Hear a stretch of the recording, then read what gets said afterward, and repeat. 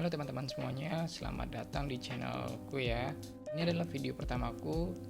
Video pertama menceritakan tentang kerajaan-kerajaan ya. Ini mau aku bikin channel khusus untuk membahas kerajaan-kerajaan Nusantara. Nah, kali ini aku mau bahas pertama, yaitu Kerajaan Kutai Martapura. Mungkin teman-teman di sini ada yang belum tahu ya tentang sejarah Kerajaan Kutai Martapura. Kerajaan Martapura itu termasuk kerajaan Hindu pertama dan tertua di Indonesia. Sebelum kita bahas, mari kita bahas dulu asal-muasalnya. Oke, sumber sejarah Kerajaan Martapura adalah dari 7 prasasti Batu Yupa. Nah, apa itu Batu Yupa? Nah, ini dia Batu Yupa nih. Ini Batu Yupa yang ditemukan di Bukit Berubus, Muara Kaman. Penemuan batu bertulis ini tidak sekaligus ya, melainkan dalam 2 tahap dengan rentang waktu lebih dari setengah abad. Berarti ada sekitar 50 tahunan ya. Tahap pertama, 4 prasasti ditemukan pada tahun 1879. Lalu setahun kemudian, keempat prasasti tersebut diangkut ke Batavia's Genootschap van Kusten en Wetenschappen. Oke, sorry, mungkin ini ada beberapa pengucapan aku salah ya, tapi mohon dimaafkan. Dan ini sekarang menjadi Museum Nasional Jakarta. Nah, ini dia fotonya. Lalu kita masuk ke tahap kedua. 3 prasasti lainnya ditemukan berselang 61 kemudian, yaitu pada tahun 1940. Ketiganya disimpan di museum yang sama, seperti yang di Museum Nasional itu ya. Menurut situs Kementerian Pendidikan dan Kebudayaan, prasasti tersebut dibuat oleh kaum Brahmana Hindu sebagai penghormatan terhadap Raja Mulawarman. Oke, mungkin beberapa teman di sini masih bingung ya siapa Raja Mulawarman, nanti gue bahas. Oke, selanjutnya prasasti Batu Yupa yang tadi itu yang ditemukan itu bertuliskan huruf Palawa yang menurut bentuk dan jenisnya berasal dari sekitar 400 Masehi dengan bahasa Sanskerta dan ditulis dalam bentuk puisi anustup. Maka berdasarkan hal tersebut diketahuilah adanya sebuah kerajaan kuno Indonesia, yaitu Kerajaan Kutai yang telah sekian lama terlupakan.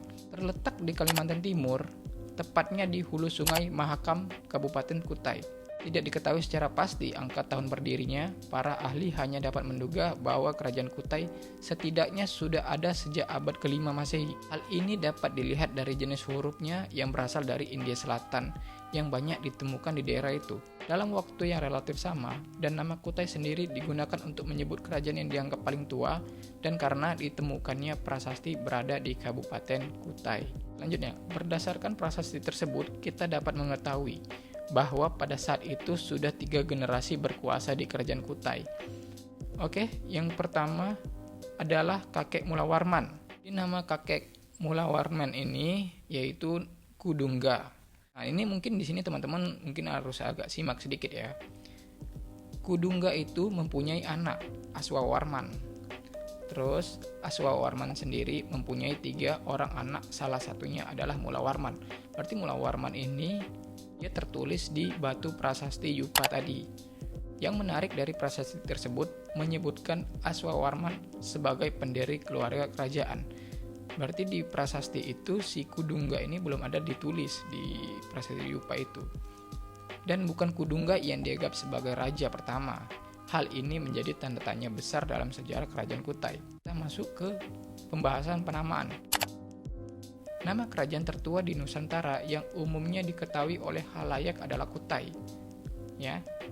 Tim penyusun sejarah nasional Indonesia mengungkapkan nama Kutai digunakan oleh para peneliti sejak zaman Belanda untuk menamakan kerajaan dinasti Mulawarman. Para peneliti ini ngasih nama Kutai agar memudahkan penelitian mereka mungkin ya. Oke, selanjutnya berdasarkan lokasi penemuan prasasti Yupa di wilayah Kesultanan Kutai, tetapi prasasti Yupa sendiri tidak menyebutkan nama kerajaannya Kutai.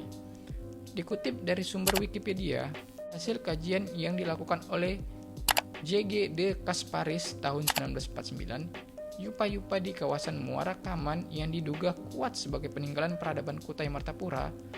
Dalam Yupa-Yupa tersebut ditemukan juga prasasti, antara lain berupa tulisan dengan aksara Palawa yang ditulis dalam bahasa Sanskerta. Yupa ini diduga berasal dari abad ke-4 atau awal abad ke-5. Menurut beliau, semua tugu batu tersebut dikeluarkan atas titah seseorang pemimpin yang diketahui bernama Maharaja Mulawarman. Berarti ini cucunya si Kudungga ya. Mungkin teman-teman udah mulai mengerti di sini.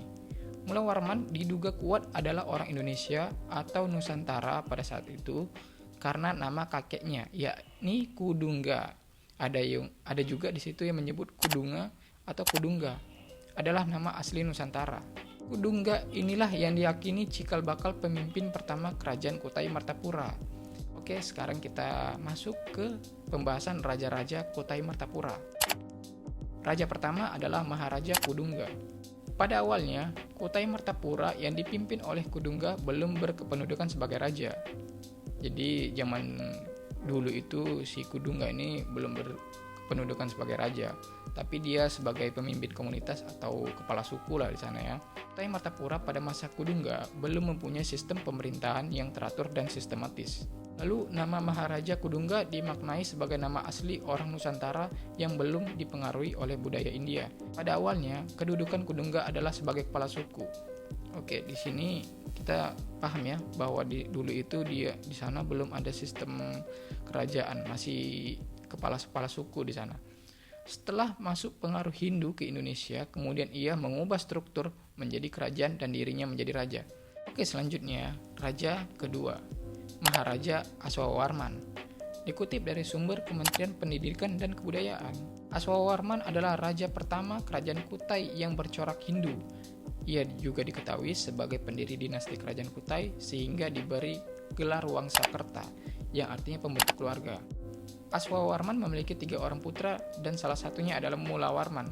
Oke, kita selanjutnya bahas ke raja ketiga, ialah Sri Mulawarman Naladewa atau biasa dikenal sebagai Mulawarman. Kutip dari Wikipedia, Raja Mulawarman menjadi raja terbesar di Kutai dan memeluk agama Hindu. Saat memimpin, ia dikenal sebagai raja yang dermawan, bijaksana, dan sangat dekat dengan kaum Brahmana maupun rakyat. Mulawarman pernah memberikan kurban emas dan 20.000 ekor lembu untuk para Brahmana. Jadi pada saat itu Mulawarman ini benar-benar berada di masa kejayaan kerajaannya dulu. Karena itu, sebagai ungkapan terima kasih dari kaum Brahmana, mereka mendirikan sebuah yupa yang bernama Prasasti Yupa Muarakaman II. Prasasti Muarakaman II dikenali dengan bentuknya yang paling tinggi di antara ketujuh yupa yang ditemukan. Prasasti ini dipahat dalam 8 baris pada sisi depan tugu batunya. Dan berikut ini adalah isi dari Prasasti Yupa Muarakaman II itu. Dikutip dari okezone.com, isi prasasti ini menjelaskan persembahan Raja Mulawarman kepada para Brahmana yang jika diartikan maka menyebutkan bahwa Sri Mulawarman sebagai Raja Mulia dan terkemuka telah memberikan sedekah berupa 20.000 ekor sapi kepada para Brahmana yang seperti api di tanah yang suci Waprakeswara. Kebaikannya sangat diabadikan yang di dalam batu prasasti Yupa itu. Mulawarman adalah anak dari Aswawarman dan cucu Kudungga. Di sini teman-teman udah mulai mengerti ya kedudukan silsilah raja-rajanya ya.